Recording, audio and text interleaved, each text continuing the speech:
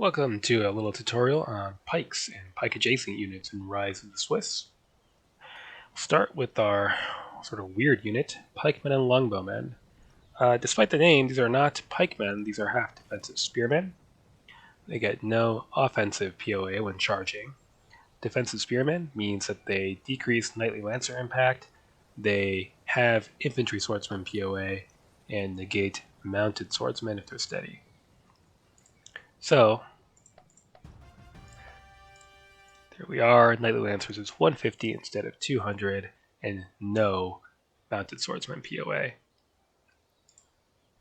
So, yeah, half longbow is actually okay. It's better than the half bow of Scutato and Archers, and they get 50% swordsmen in addition to defensive spears. So, they're fine, but not a overwhelmingly powerful unit. I'm not really going to get into unit costing and balance and like overall strategy and tactics so much, but just raw unit capabilities here. Next up, raw pikemen. These cost 48, same as Ancients pikes, but they actually have more capabilities and are discounted in comparison. That capability being 20% heavy weapon. So, what does this mean? Well, they have Pike 100, Deep Pike 100, troop quality minus 25 for being raw. In the melee, though, they get overlappers plus 15. So units that are either large units of heavy weapon or pike units with integrated heavy weapon get overlappers. For units that are smaller than they are, this is not units that are one man smaller, but units with a smaller base unit size. So pikes against pikes, I believe, will get no overlappers. Pikes against dismounted men-at-arms would get overlappers. The difficulty with these units, on the one hand, they are stronger than in Ancients. Unlike in Ancients, the Pike 100 is a base of 100. So whereas in Ancients, a Pike unit at half strength would have 0 POAs, in Medieval they'll have a base of 100. Deep Pike, though, degrades immediately upon casualties for most Pike units, including these Pike units. So, right now, at first impact, these knights are up 25 POA, right? But, let's get these out of the way for a second. Just demonstrate. Let's charge, and presumably bounce. And now, we're up 30 POA, right? So, over time, these pikemen will become more vulnerable to a sudden shock. Next up, your average pikemen. These are identical to raw pikemen, but they're average. Better cohesion checks, 25 more POA. That's it.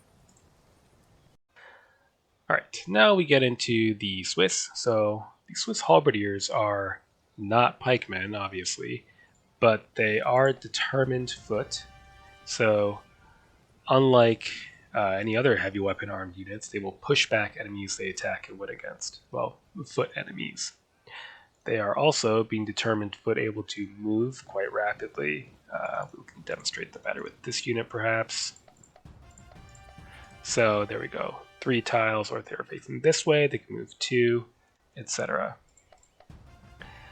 So this unit is pretty good. So it negates the first 50 armor advantage of an enemy unit. So in this case, they're doing okay against dismounted men-at-arms.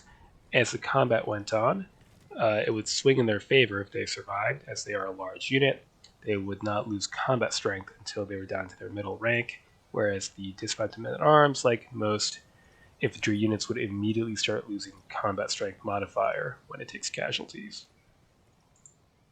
The difference between these and the late Swiss halberdiers, the later ones are small units and cheaper. They get 12 armor POA, and so they're also less vulnerable to shooting. That said, they can't form squares, unlike these deep halberdiers or other pikemen for that matter. And also, this is a large unit of heavy weapon. That means it gets overlappers.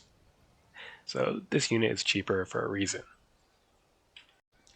Next up, the Swiss halberdiers and pikemen. These cost more than the Swiss halberdiers. They do worse against armored infantry. They are 25% pike, so instead of negating 50 of these dismounted men-at-arms armored advantage, they only negate 38. Why do they cost more? Well, the pikes give them a bit more resilience against cavalry. So, let's see here, cavalry charge is at plus 50 against halberdiers and pikemen. It's at plus 100 against the halberdiers. So, pikemen reduce the Knightly Lancers impact POA by 50, so that makes this unit a lot more survivable against cavalry charges. In addition, in melee, the Knightly Lancers are up 35 against the halberdiers. Against the halberdiers and pikemen, they're down 53 because the pikemen entirely negate mounted swordsman POA. So it's kind of a trade-off, but it's overall going to give you more ability to maneuver in the open against heavy cavalry. Next up, Swiss pikemen, not a keil, so you will see Swiss pike units of 960-ish men, or their equivalent depending on scaling, appear in some units as mercenary Swiss pikemen. So because they're not a keil, just like your standard pikemen, they will start losing deep pike POA as soon as they take any casualties. They can be rear or flank attacked. They are determined foot, so they can move quickly. They get the overlappers and armor canceling of heavy weapon. So 20% heavy weapon would, for example, cancel 10 armor POA from a dismounted man-at-arms. So they are cheaper than their keil equivalents. Then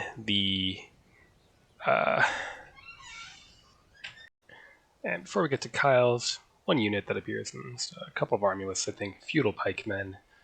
So average armored pikemen, otherwise identical to your average pikemens. They are a little more resistant to missile fire, get a little bit more POA in melee. That's it. Okay, so now keils. These are the ones that are actually very different. So, for one thing, note the strength, 1200, not 960.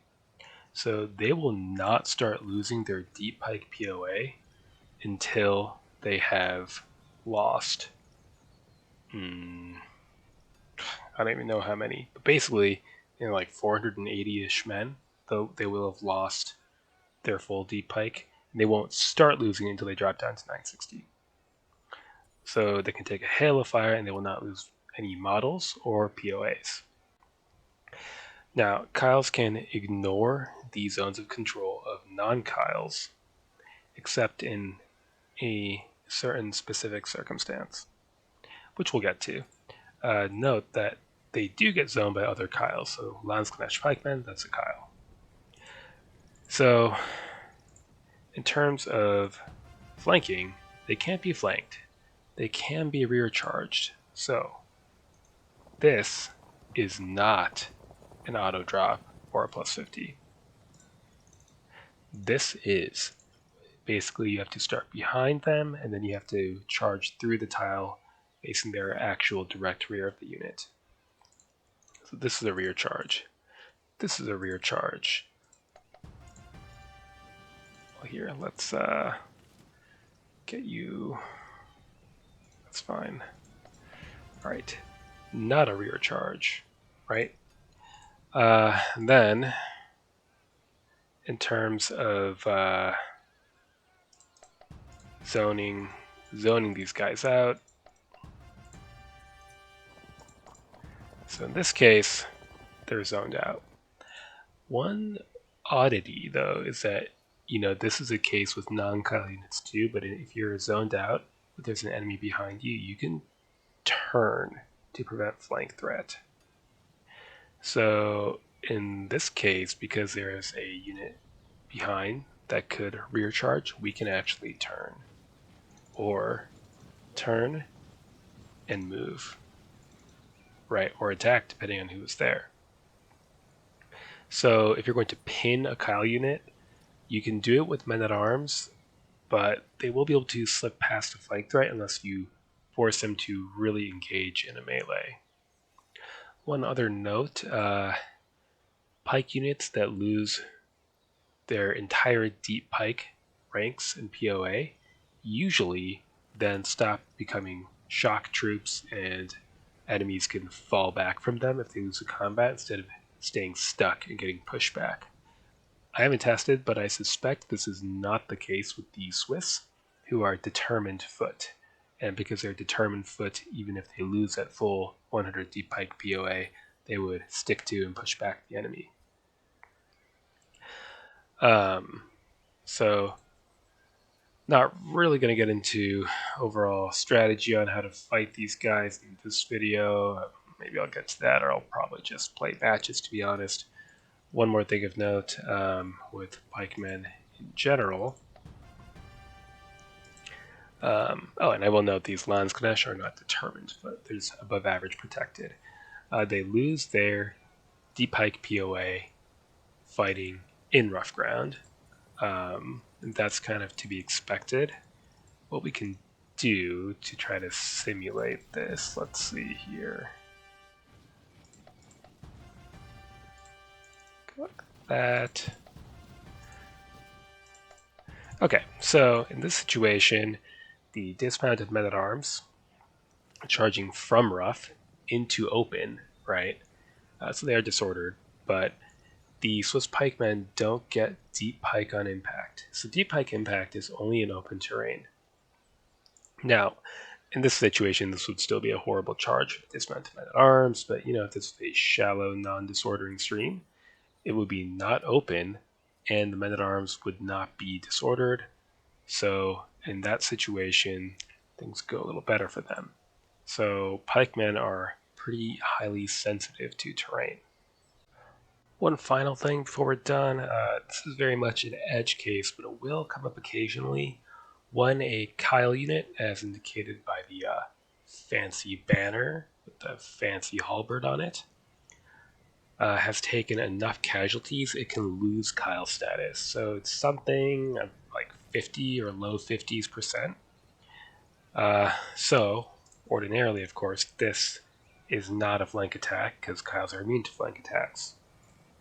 But this unit has lost so many men that we can flank charge it. If we engage, we can auto drop it with a flank charge.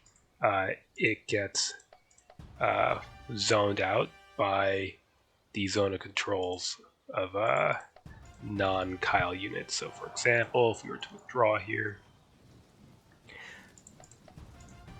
we cannot move past this unit because we've lost keil status. Swiss pikemen keil, when they lose status, they lose a word, they lose a fancy banner. Right. So again, this is an edge case. A superior unit will auto break at around 40% men remaining. The other keil unit is the Landsknecht pikemen. They're above average, so they'll auto break around 45% or something like that. Considering this happens at 50 or just over 50%, a lot of the time you're not going to notice it happen and it's not going to matter. But there may be times where you could take advantage of that or plan to take advantage of that. So, yeah, just for funsies. So there, flank attack, right? And then auto drop. And you can also note that the deep pike is gone as well because they're taking too many casualties, but they do have the base of 100.